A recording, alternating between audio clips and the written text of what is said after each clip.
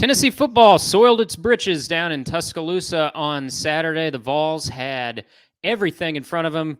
2-score lead at the half. They were dominating in every way. You saw that road losing streak in Tuscaloosa on the ropes, but this Alabama team has been very hard to knock out this year. They certainly were on Saturday. Not one of Nick Saban's best teams, but it might rank among his more resilient and more disappointment for Tennessee and Tuscaloosa. Welcome in to the Volunteer State. I'm Blake Toppmeyer alongside the Knoxville News Sentinel's Adam Sparks and John Adams.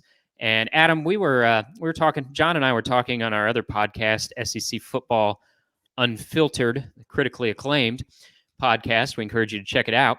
John and I were talking. We start writing our initial columns at halftime usually, or I start writing at halftime. John might even get going a little earlier than that because you got to file the columns right at the buzzer. You're working on your game story, I know, throughout the game. And John and I were talking. We were getting our Tennessee wins columns queued up. Like I know there's always the chance when Alabama's involved that it could fall apart, but it just felt like Tennessee. I mean, they owned them for a half. And I really was thinking, this is the year the streak in Tuscaloosa ends. What did you see change in the second half? Well, similar to you guys, I sort of, we all write during the game and sort of guess. I had as a beat writer, I'm writing a winner and a loser, so to speak. Winning game story, losing game story for the team that I cover. I had the winner in front of me at halftime, the winning story. And when the fair catch controversial call was made, Bama scored to cut it to 20-14. And then there was the odd fair catch call that pinned Tennessee back on its 4. When that happened, Tennessee was still up 6. I went ahead and put the winning story to the side and brought up the loser story. And I said, they're losing this game. I've seen this one before, not necessarily in this way in the series, but you felt the momentum immediately. And, here's the thing that gets maybe to the really point of your question is when this team faces adversity, you expect they're gonna melt down, at least on the road. On the road, that's the case. When they were at Florida, they were, it's like a basketball. It's like a run in basketball. The 26-0 run for Florida in the Swamp. This time it was a 27-0 run by Alabama in Bryant-Denny in the second half. When this team faces some adversity, a call goes against them, a bad coverage exposes an issue in the secondary for a big play. There's a dropped pass on offense. Any of these things happen. To me, it feels like the error is just let out immediately on the sideline, on the field, everywhere. And maybe it's just a lack of trust. I asked Josh Heupel after the game if there's a confidence issue when those things start to snowball. And he immediately said, it's not a confidence issue. And he even doubled down on that. He said, I really, really believe that. It's not a confidence issue, which raises the question, what's the issue? I'm not going to put words in his mouth, but I feel like if we gave him some truth serum, he would say the players that we need to overcome that adversity are not on this roster right now. That's the way that I see it, because last year's team, you hate to keep comparing to last year, but it's relevant. Last year, when Tennessee would face some adversity, they would have 1 or 2 or 3 players that they could go to and say, this guy's going to make a play and it's going to turn things around. It's going to quiet down the crowd and we'll get this thing back on track. I just don't know who that player is on this team. The quarterback played as well as he has this season. Milton was fine. Squirrel White had a really good first half. The defense was good in the first half, but not the second. But still, in all that, you just don't say, well, this one guy is gonna make the play that turns this thing around. I just don't know if they have that guy. Coaches aren't ever going to say that, I don't believe. I mean, because that makes things seem hopeless. Well, we're just not good enough. What'd you expect? We're playing Alabama at Bryant-Denny Stadium. We hadn't won here in 20 years. Of course we're not. Of course we're going to fall apart in the second half. But you can't say that It was interesting how you discussed how Tennessee handles adversity. Compare that with or contrast that with what Alabama did. Alabama had no momentum, looked in disarray, and as my first column I was working on, I was pretty much burying the Tide, but none of that came to fruition. It's interesting about it's not just the team. I mean, I look at I'm not blaming the thing all on Joe Milton, but he's a quarterback and a team leader. I don't think he handles adversity well. And the position he's in, when things go bad, they tend to get worse. And so I think if Tennessee had a better quarterback, it would be less likely for this to happen. But I agree that overall it probably doesn't have enough game-turning players. You look at even the very best teams, when they get in trouble, they usually look to one player. I mean, George has certainly done that with Brock Bowers when George is in a pitch, and last year and the year before that with Stetson Bennett. I think there was a sense of confidence when things were going the wrong way. George said, well, Stetson Bennett, he'll turn it around for us, or Brock Bowers will turn it around for us. And I don't think Tennessee has that kind of player. Yeah, and Joe Milton, to his credit, had what was his best performance of the season. I mean, I'm throwing out the Virginia game because of the level of competition, but yeah, Milton, I mean, he was fantastic in the first half. Couldn't have had really a better first half. And his play did drop off in the second half, John, to your point, as did the rest of the teams. But that was one of the things I was thinking about as Tennessee was letting this slip away was how many times during this losing streak at Tuscaloosa has Alabama been this beatable? And I thought the same thing when Tennessee lost yet again in the Swamp this year was how many Florida teams have been this beatable as Florida was in the Swamp this season. I mean, it's really missed opportunities for Tennessee, particularly in this case. I'm not trying to make Alabama out to be some plucky welterweight, right? Like, I mean, if you watch Chris Braswell and Dallas Turner, Alabama's got some talent, but this team will not rank as one of Alabama's most talented teams that Saban's had. And so it was there for the taking. Joe Milton's playing great in the first half. Tennessee had to settle for 2 field goals inside the 10-yard line. And that, in a way, that backfired on him. You could talk about the 4th down calls. I don't even want to get into the officiating because I thought John had a great line in one of his post-game columns. He called blaming the officials the loser's lament. And it's so true. The officiating, yes, there were some missed calls. I would argue there were some missed calls the other way as well. Probably more missed penalties on Alabama's side. But, that's just among the laundry list of problems that went wrong for Tennessee in the second half. And again, I just kept coming back to what a missed opportunity, because this wasn't a number 1 Alabama team that you could have toppled, which takes a Herculean effort, right? I mean, it took a Herculean effort even at Neyland Stadium for Tennessee to outduel Bryce Young last year.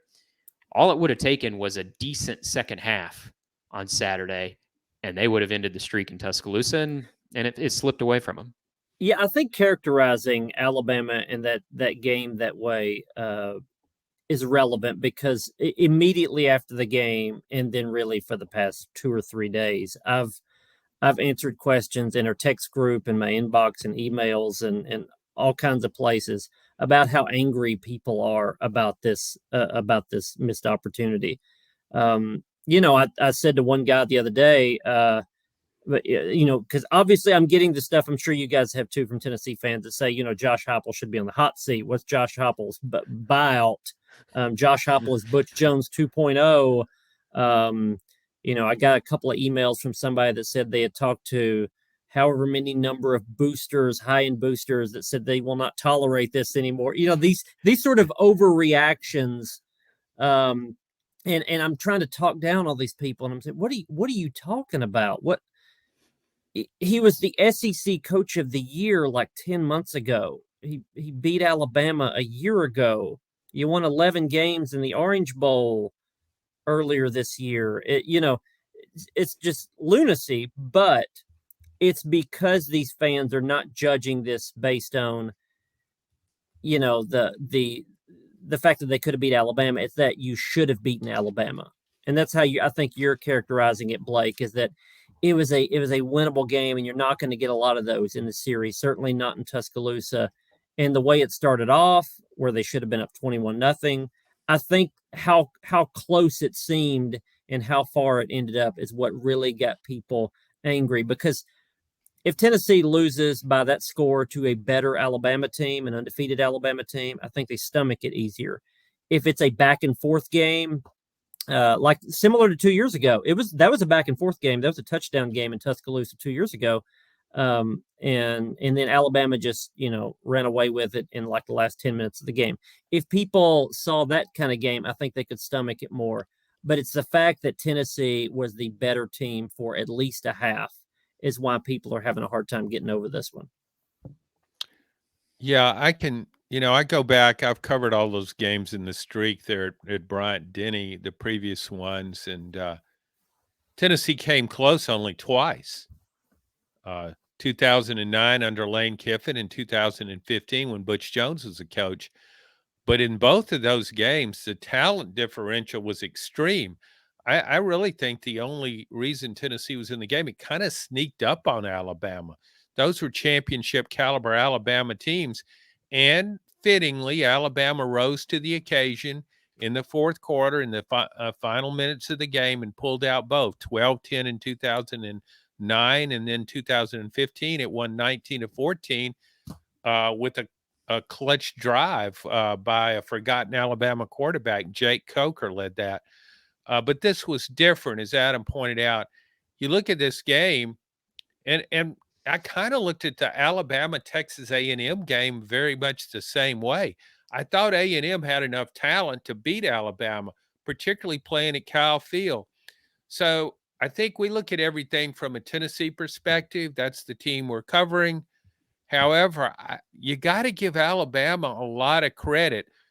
Talked about how Tennessee maybe doesn't handle adversity that well, how well Alabama handled it in that game. And in a tough venue at Kyle Field with 108,000 fans, most of them pulling for Texas A&M. So, and Blake pointed out they're probably I can think of 3 first-round draft picks on Alabama's defense.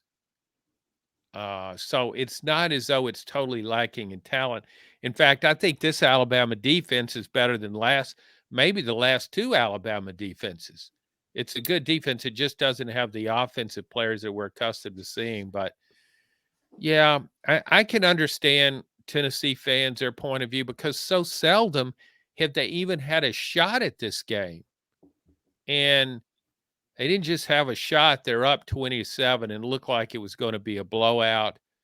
So, yeah. And one other thing, we talk about adversity with the players, that maybe this team doesn't handle it as well, and maybe it has to do with just not quite enough talent. But I don't think the coaches have handled the adversity well. I didn't think they handled it well in Gainesville against Florida, and I didn't think it handled it well against Alabama Saturday at Bryant-Denny. And I think that's an important contrast if you look at how Alabama has started to turn things around versus how Tennessee is sort of spinning its tires a little bit, because both teams have good defenses. Both teams have quarterback questions. They certainly did. The difference is, I think Alabama looked at Jalen Milroe and said, he can throw a good deep ball and he's mobile. Let's scheme up some things where he can throw a deep ball. And, you saw it on that first pass in the second half. They brought a guy in motion inside the slots. They had stacked receivers. It was a similar thing that Tennessee did actually last year with Jalen Hyde in that very game, the Alabama game, where they would try to confuse coverages by stacking receivers and bringing one guy in motion, and then you would split the safeties. That's some of what Jalen Hyde did last year with his 5 touchdowns.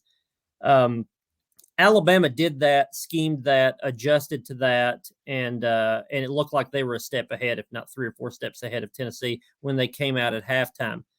So they found ways, and I'll say this too. In the previous game Alabama played, what was it, Arkansas maybe, I think, and then A&M even a couple weeks ago.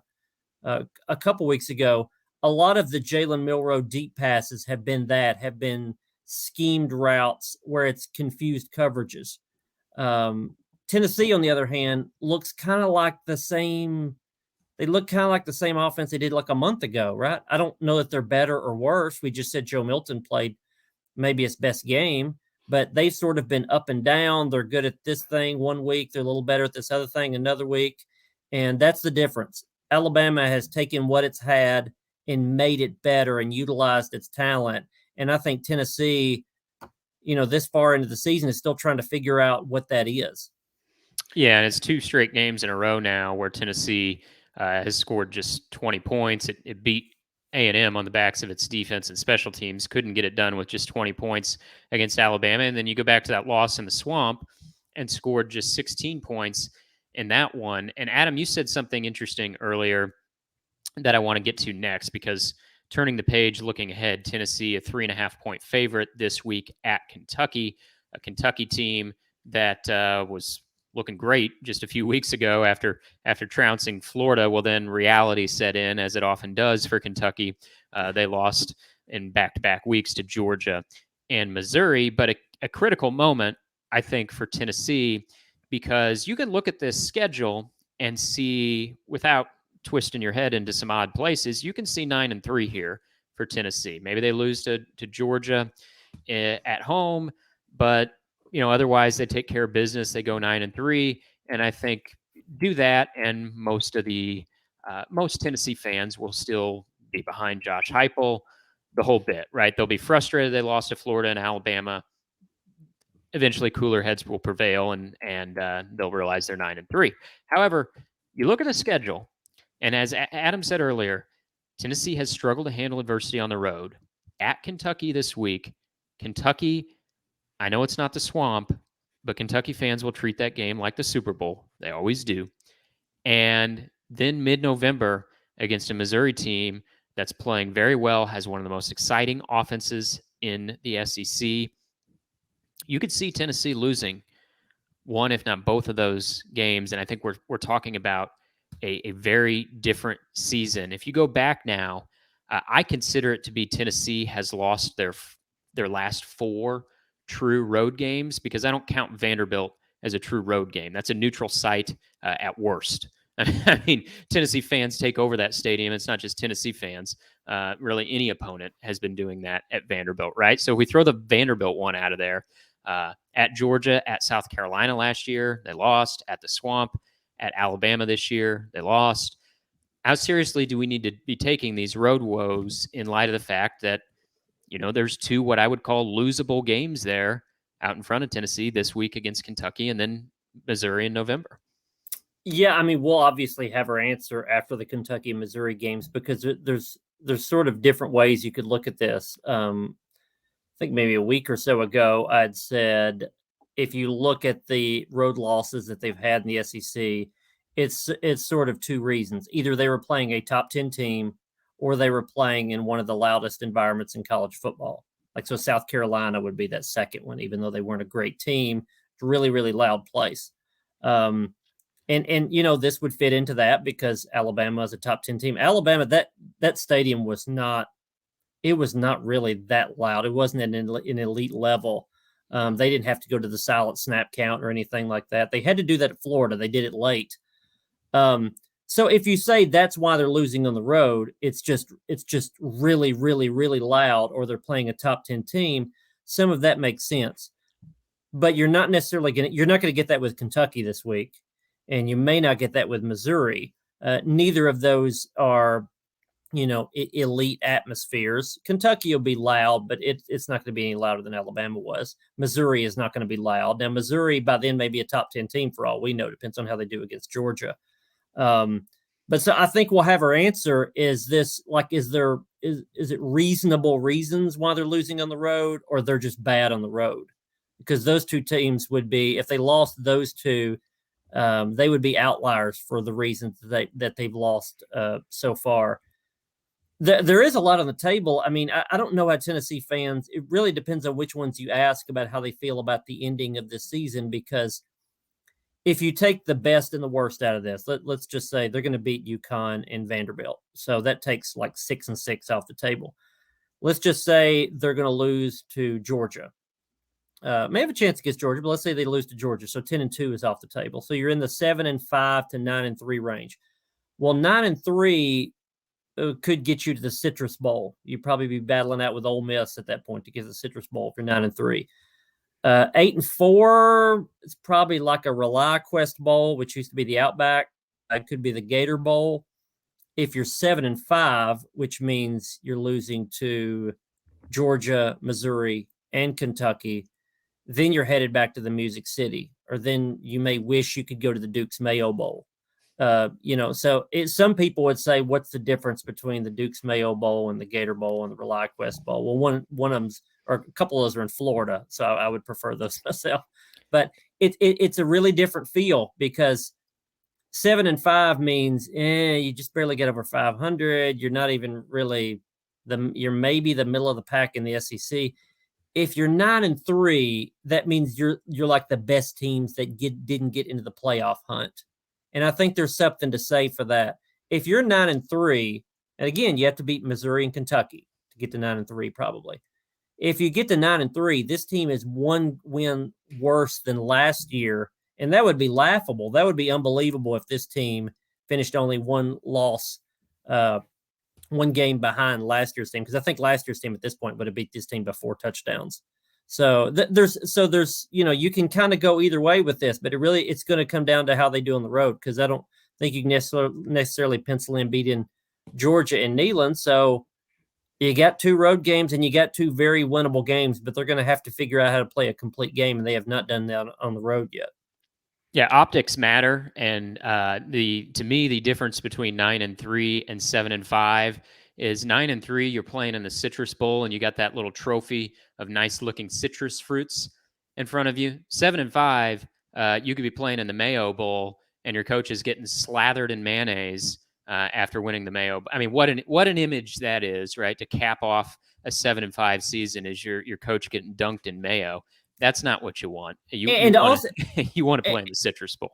And also, like a 7-5 year means that Josh Heupel's tenure hit the ceiling last year, and you're never going to get back there again. That would be the feeling of it, because he was 7-5 in the regular season's first year. Well, if you're 7-5 and then you're 11-2 and you're 7-5 again, then it's saying last year was just an anomaly, that they're not going to get back there. But if you're 9-3 this year, that says, okay, maybe if last year was maybe your peak, 9-3 is now your valley, and then you start to talk about playoff teams in the future. So it's a very different feel when you look at all 3 years together, and that's how Tennessee fans are going to look at it, because it's always about trajectory.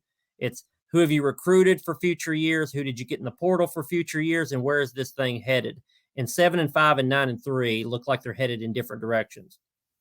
Yeah, go back to last season. Tennessee, of course, almost made the college football playoff, folded there against South Carolina, but it finishes on an uptick by beating a top 10 team in Clemson in the Orange Bowl, wins 11 games. I think that's another advantage of a 9-3 season. Even at 9-3 as opposed to 10-2, you could play a pretty good team in a bowl game. So a really strong performance at 10 and win the bowl game at 10-3, you're knocking on the top 10 door still. And I think that's significant in terms of image that Adam's talking about. How is the program perceived from a recruiting point, just from a fan point, from an NIL perspective? You went back to back, you have back-to-back 10 and 11 win seasons. Tennessee hasn't done that since I think it was 03 and 04. It won 10 games each year. So that's 19 years ago. So that really impacts the image of the program. I don't think, we're talking about 7-5 or 9-3. I don't think fans are going to be happy with 8-4 because it's a drop off from 11-2. Yeah, you're right. It's better. it's better than 7-5, and you could still go 9-4, which is good as any other coach has done at Tennessee since the Philip Fulmer days. But I still think fans, they're going to look back on those Alabama and Florida games and think those are games we should have won. We could beat those teams. Those teams aren't any better than we are.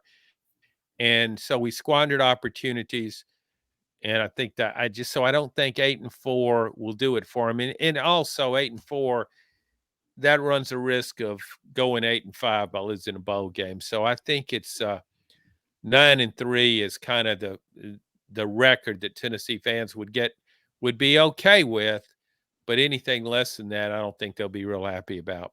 Imagine think about the criticism that Joe Milton has had this year, and think about Joe Milton winning the Citrus Bowl and being the Citrus Bowl MVP at 10-3, and we would have back-to-back years of a photo with Joe Milton throwing tropical fruit around and the media guide next year would have those side by side. Joe Milton owns Florida Bowls, and he would go down as one of the best in the history of the program. There's no doubt.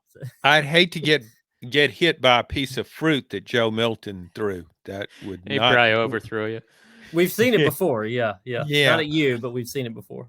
Okay. Yeah, I think you make a good point with 8-4, John, and for a couple reasons. One, if Tennessee were to finish 8-4, it means losing to either or Kentucky or Missouri. And even though Missouri's having a nice season, losses to Kentucky or Missouri don't sit well with this fan base. And they're not going to say, well, it was on the road, Missouri's having a nice season. No. I mean, they're going to be frustrated about losing to Missouri because Tennessee thinks it's a better program than Missouri, and historically it has been, even though Missouri's had some success against Tennessee, more so than Kentucky has. So that's one reason.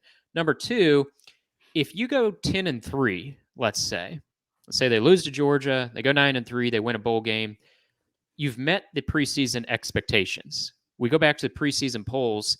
Tennessee was ranked preseason number 12 by the AP, ranked preseason number 10 by the coaches. I'd say if you go 10-3, win a good bowl game, I think there's a pretty good chance you're going to finish in the national top 12 of the rankings. So you avoid losing to Kentucky and Missouri. You meet the preseason expectations.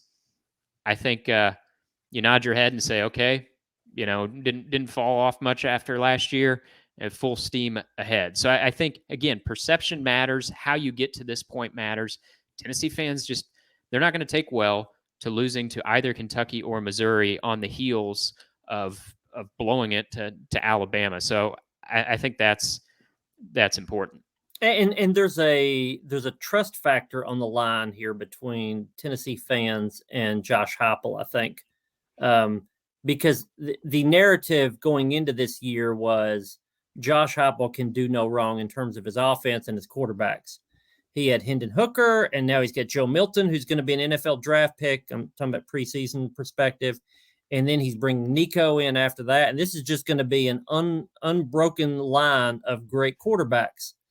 Well, now that Joe Milton has struggled, people start to look back and say, well, he didn't even pick Hendon Hooker. That one sort of fell in his lap. So he may have gotten lucky with him. And Joe Milton hasn't really developed like we thought he would. And Nico should be playing. Why isn't Nico playing? Have they not developed him? Why isn't he ready? Is he a bust? And you have all these questions. So if Joe Milton is playing the rest of the year, which I think he probably will, as the starter, and you're 7-5 or 8-4, then there's more question marks about Josh Heupel and his offense and him developing quarterbacks that goes into next year. If they go 9-3, people will gloss over sort of the issues that Milton had to some extent. And they're going to say, well, it ended up in the right place. And, he got it back on track. And to be a bad year, it was a great bad year. And now Nico will take the keys, and this will be remembered more as, again, that unbroken line of good quarterbacks. And it was a little bit of a dip, but it wasn't much of one. So I think the narratives around Josh Heupel and how great of an offensive mind and quarterback guru that he is will depend on how they finish this next month and a half of the season. Yeah, well, I'm guilty as charged on that because I became a devout believer in his offensive expertise and in his system. that I really kind of thought, well, he can just plug anybody in there and he's going to score a bunch of points and gain a bunch of yards. Not looking just at Tennessee, but looking at what he did at UCF. I know it's a different level of it's below the SEC, but also the level of competition. You probably don't have the opportunity to attract as many good players. So it's kind of a level playing field in that league too. And even going back to when he was an offense coordinator at Missouri, his system has produced a lot of points and a lot of yards. But probably I failed to give Hendon Hooker enough credit. And I think it's not so important whether you get a 4 or 5-star or maybe even get a 3-star quarterback, but how well does your quarterback fit your system? And I really don't think this is the best system for Joe Milton. I think he could do better in a different kind of offense than he does this one. An offense where he might just be dropping back and throwing the ball, more of a pro-style offense. But I just don't think this offense is suited for him, and he's trying to make it work. Heupel's trying to make it work, and so many times it just hasn't worked. Yeah, I sense a lot of angst with Josh Heupel, and he hides it well. But at the end of the press conference the other night, when he gave his last remark, he wadded up the stat sheet in front of him and walked out, and in a huff, as much as Josh Heupel, affable Josh Heupel can be. I sense a frustration in him that his quarterback doesn't necessarily process things as quickly as he wants to. So they're not doing tempo as much. Now, it's not just Joe Milton. There's other pieces there, including the receivers. But it's so they're not going fast like he wants to go fast. He's held that over opponents for years. I'll go faster than you can adjust. So he doesn't have that. He's scheming up plays that are not open. He had Caleb Webb on a one-on-one the other night. Caleb Webb the redshirt freshman could not get behind the defense. A faster receiver does. He schemed up Dante Thornton for sort of a post or a slant near the end zone, wide open. He drops it, and there's been a lot of drops this year. Jacob Warren, he schemes up. It goes off of his fingertips. What he's scheming is there, and it's not working. He wants the players to go faster, and they can't, so he's having to pull back on his tempo. He wants to be aggressive in everything, but he doesn't have the offense and the personnel to be aggressive. Case in point, when they're trying to hold on to their lead, they're running the ball, they're throwing short. He's being conservative in his play calling, yet when they get to 4th and 1, he keeps going for it. Well, one of those is conservative, and one of those is aggressive. They're sort of, I don't know if incongruent is the word. It doesn't match up. And so he's not comfortable in what he wants to be because he doesn't have the pieces. And I think he's frustrated by that. If Josh Heupel coaches that game more like Nick Saban would coach that game, or Kirby Smart, or a lot of these old school coaches, I don't know that he stops the bleeding. I don't know that he wins the game, but I think it's certainly closer because those coaches love to be in a let's get 3 first downs and then punt it type of game. Josh Heupel is trying to force the issue and compensate for bad personnel by gambling in ways that he probably shouldn't. Yeah, and he might consider putting his 6'5", 240-pound quarterback through about 15 minutes of quarterback sneak practice every week. So that play is in this team's arsenal. Today, Blake, at the press conference, one of the TV reporters asked, "Why don't you do the tush push?" Yeah, right, which is what Jalen Hurts does with the. And Josh Heupel acted like he had never heard that before, and he said, "What do you mean? What is that? I don't know what that is." And then he talked about why they gave some whatever answer about why they do 4th and 1 the way that they do. And then after we're sort of off the air or whatever, he walks out of the press conference room and he yells, as he usually does, some little funny thing. And he says, "What's the tush push again? What is that?"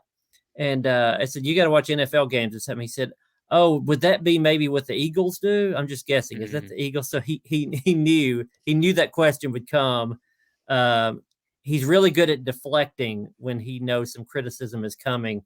And I think he feels a lot of criticism. And in the presser the other night, when people asked him what was going wrong, he would say, "Me, comma, and then other people, players, assistant coaches, but he would start it with me.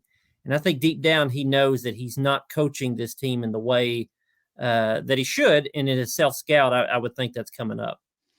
And we haven't talked a ton about Kentucky, guys, but this is a potentially dangerous game for Tennessee and Josh Heupel, because it's one of these opponents that, because of Tennessee's history against Kentucky, you don't get much credit for winning this game. But boy, if you lose it, you get blasted. I mean, just ask Derek Dooley, Butch Jones, and Jeremy Pruitt about that. Losses to Kentucky factored prominently into the end of their tenures. Now, I'm not saying that would be the case with Josh Heupel, but I am saying there would be mounting criticism for a loss Saturday. And like I said, because of Tennessee's history, you just don't get a ton of credit for beating Kentucky, even if it is on the road. So closing thoughts, guys. We've talked about how a couple tricky games ahead for Tennessee, even taking Georgia out of the mix, being that Kentucky and Missouri are on the road. Missouri's the better team on paper. Really, our eyeballs tell us that too. Can either of you make the case that Kentucky, of the two of those though, between Missouri and Kentucky, that Kentucky is the bigger threat to Tennessee this season? Boy, that's tough. I mean, Kentucky is coming off a bye week, I believe, an off week. Yeah. So they should be prepared. I think the atmosphere in Kentucky, again, back to the road woes, I think the atmosphere in Kentucky will be tougher to deal with as compared to Missouri, if that means anything. Kentucky will be hungry for this game. But between those two, Missouri can score points, and I'm not sure if Tennessee can score points. Kentucky isn't necessarily going to score a bunch. And so I think that could be closer to what like a Texas A&M type game would be for Tennessee. So it's hard to make that case, but the stakes are higher because if Josh Heupel loses to Kentucky, immediately within 5 minutes, within 5 seconds of that game being over, you will hear, Butch Jones comparisons and those things you just brought up, Blake. I'm not saying that would be fair, but that would bring them up, because the only thing worse for a Tennessee coach than losing to Kentucky is losing to Vanderbilt, because those seem to make statements about, again, that trajectory and the whole tenure. That puts a stain on your tenure in a way that losing to Missouri, that would not be good, but, people don't have that connection or history in Missouri. They would just look at it. Tennessee fans would look at it. You lost a game you should have won. You're better than Missouri. But Kentucky would be that would be a bigger statement. I really think Kentucky might be done. That wasn't that long ago. Kentucky was 5-0, going head to head with Georgia there at Sanford Stadium. And it didn't go to TCU depths, but it really got waylaid in that game. I think it was 51-13 or some outrageous score. Afterward, Mark Stoops is talking about Georgia's great NIL deals. That's not the message I want to send to my team. If you send that message to your team, it's like you might start them thinking, hey, I could get more money if I'd go transfer to Georgia. Why am I here at Kentucky? Mark Stoops is saying our NIL deals aren't good enough. That's the wrong message to send to a team. And talk about Tennessee struggling with handling adversity. My gosh, Kentucky against Missouri, it gets up 14-0, and when Missouri makes a comeback, it's just all over with. I mean, Kentucky got absolutely steamrolled. I just don't think Kentucky's very good right now. And I think it's got big problems down the stretch. So I don't have any question about what's a tougher game. And I think Adam might be underselling Missouri's home field. I don't think he's watched the Tigers enough at Faurot Field this year. I watched him against Kansas State. Afternoon game, but Missouri fans were into it. Agreed in the past, Missouri's fan, you hardly notice you're at a football game when you're playing there. But I think it's a little different atmosphere this year and a better team. So, no, to me, Kentucky's the much easier opportunity for Tennessee to pull off a win. I know what that terrible post-game press conference area is for visiting teams at Missouri. Shane Beamer was taking shots at them the other day, which he should not do. Shane Beamer needs to stop criticizing anybody, especially after losses. But I will say I felt his pain because I've done interviews down there where you're yelling at the coach because there's an 18-wheeler starting up about 5 feet behind your head, and a band playing over you, and players just wandering around eating food, and it's not the best setup. By the way, haven't we done this narrative before with Kentucky? Kentucky always has a soft non-conference schedule. They have a good record early on, and then they fall off the map, and you say, well, that wasn't real. They actually were never really good. And then the Tennessee game comes up, and the Tennessee game is Kentucky's opportunity, their chance to say what we were early in the season is what we actually are. And you'll know it when we beat Tennessee. And then they don't beat Tennessee. And then, that's just sort of how it goes. I think that's the same thing here. I think this is if we beat Tennessee, it'll mean we're actually a good team this year. If we don't, then it'll mean we had a soft schedule. All right, Adam will have all the coverage of the game and the lead up to that one in Lexington over at knoxnews.com. You can find John's commentary, and we will be back with you on the Volunteer State next week. Thanks for listening.